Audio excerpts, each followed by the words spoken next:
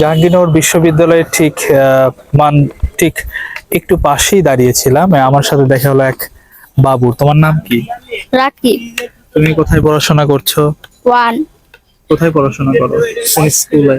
Mirror tech. আচ্ছা, এই জাহাঙ্গীরনগর বিশ্ববিদ্যালয়ে কি সব সময় থাকা হয় তোমার, বা থাকো বা দেখো কি কি হচ্ছে এখানে? না, আমি বেশিক্ষণ থাকি না, আমি পড়ে যাই। আচ্ছা, তো তুমি পড়াশোনার পাশাপাশি কি কিছু করো, বা নাকি শুধু পড়াশোনাই করো? এখানে কেন আসছিলা আজকে? এখানে পড়তে আসছিলাম। তো এখানে পড়তে আসছি না, তোমার স্কুল তো এখানে না।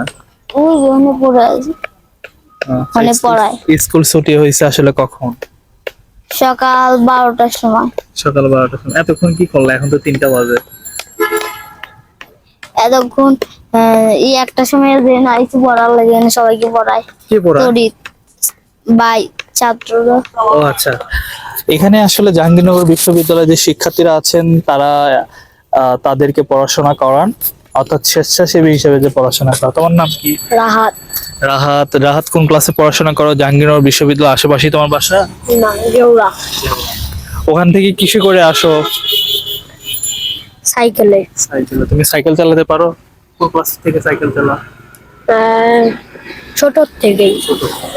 জাহাঙ্গীরনগর বিশ্ববিদ্যালয়ে যে ভাইয়েরা তোমাদের পড়াশোনা করায়, তাই না? এখানে কি টাকা নেয় না কিভাবে আসলে পড়াশোনা করায়? ফ্রিতে পড়ায়।